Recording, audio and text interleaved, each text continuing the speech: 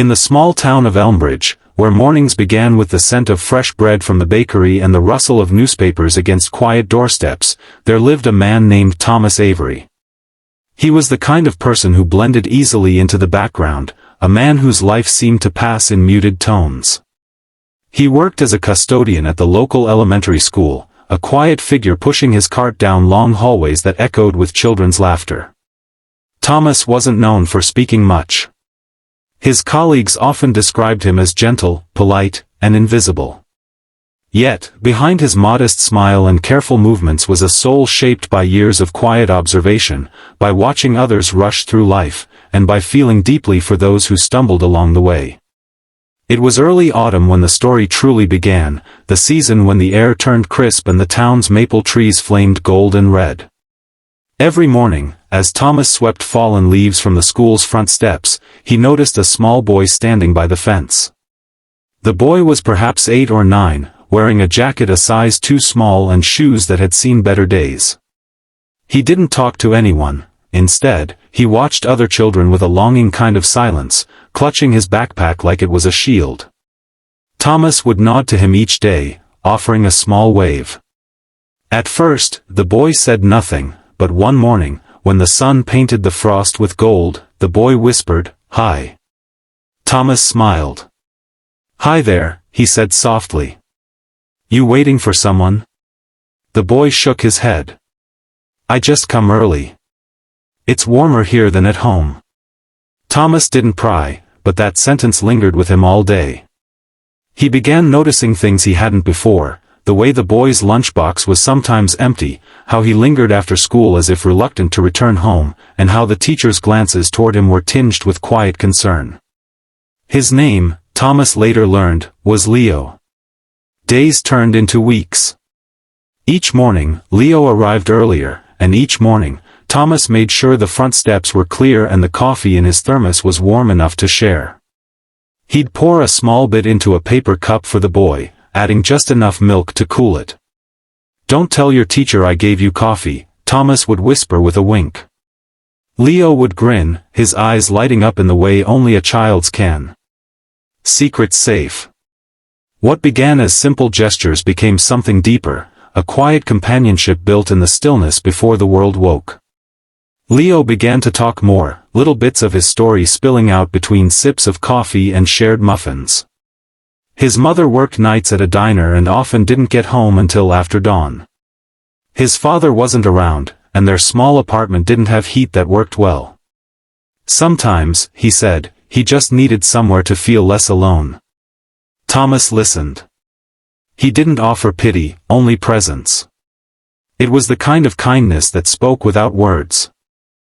One particularly cold morning, Thomas found Leo sitting on the curb, rubbing his hands together. His jacket was torn at the sleeve. Without hesitation, Thomas took off his own wool-lined gloves and handed them to the boy. "Keep them," he said when Leo protested. "I've got others." It wasn't true, those were his only pair, but Thomas didn't care. He watched the boy's small hands disappear inside the gloves, and something inside him stirred, a quiet ache mixed with warmth. That evening, after everyone had gone home, Thomas stayed behind.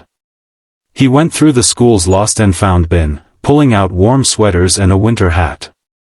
He washed and folded them neatly before placing them in a small box labeled, "For Leo." He left it near the janitor's closet, where the boy sometimes stopped by after school to help sweep or empty bins, tasks Leo claimed were fun, but that Thomas knew were his way of spending more time there. The next morning, Leo found the box. He looked up at Thomas, eyes wide with surprise. "You forgot to put a name on it," the boy said, holding up the tag that simply read "For Leo." Thomas shrugged with a smile. "Guess someone wanted to make sure you stayed warm." Leo grinned, clutching the sweater to his chest. "I think I know who." That winter was one of Elmbridge's harshest. Snow fell thick and unrelenting, turning streets into rivers of slush and muffling the world into silence. Yet, amid the cold, something beautiful began to unfold. Leo's teachers noticed he seemed more confident, his grades improved, his smile appeared more often. The small boy who once sat alone at recess now played with others, his laughter carrying across the snow-covered yard. Thomas never took credit. He simply watched from afar, heart swelling with quiet pride.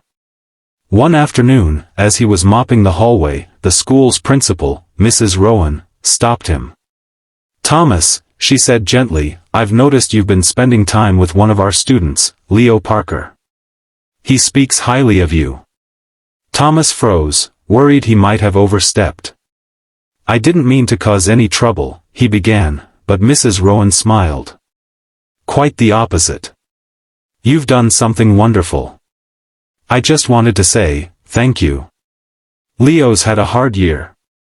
Whatever you've been doing, it's made a difference." Thomas nodded, humbled. "He's a good kid. Just needed someone to see him." Months passed, and the seasons turned again. Spring melted into summer, and the rhythm of days softened. But life, as it often does, had other plans. One late afternoon, while fixing a broken light in the gym, Thomas felt dizzy. The room tilted, and before he could steady himself, darkness swept over him. He woke in a hospital bed, the sterile scent of disinfectant filling the air. The doctor told him it was exhaustion and mild dehydration, but deeper tests revealed a heart condition he hadn't known about. "You'll need to take it easy," the doctor said. "No heavy lifting for a while." For Thomas, that meant losing the only job he'd ever truly loved. When the school board gently suggested early retirement, he agreed, though it left him hollow inside. The halls he'd tended for 20 years were part of his life, and leaving them felt like abandoning a home. His final day was quiet. Teachers stopped by to wish him well, offering cards and small gifts.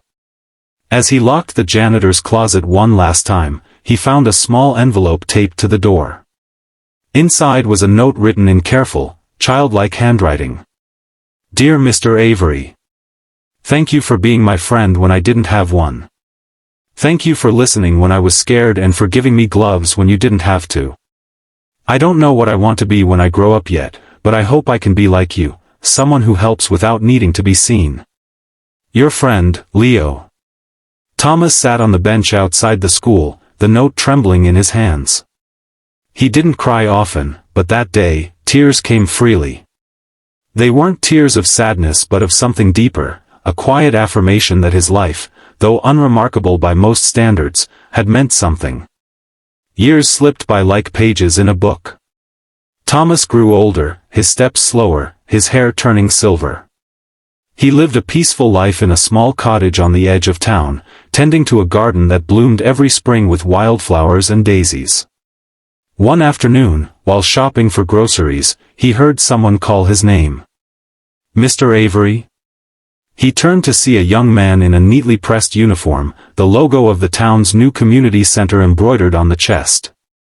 The man's face was familiar, those same bright eyes, that same earnest smile.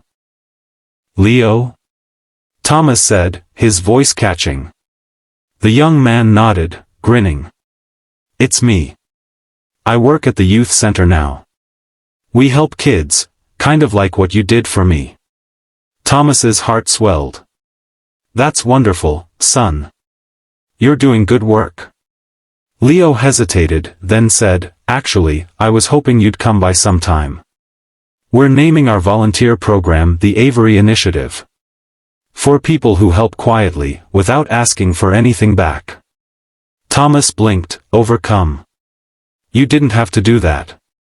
Leo smiled softly. "Neither did you." In that moment, standing between aisles of fruit and bread, the years between them dissolved. The boy who once needed warmth had grown into a man who gave it freely. And the man who once worked in silence now saw his kindness echo through another's life. When Thomas later visited the community center, he found it filled with laughter, art, and hope. A small plaque near the entrance caught his eye. Inspired by the quiet kindness of one who believed in the whispers of a helping hand. He traced the letters with trembling fingers, a smile spreading across his face. In the days that followed, Thomas volunteered at the center. He didn't do much, just small tasks, helping repair shelves, planting flowers by the door, offering hot cocoa to children who arrived early.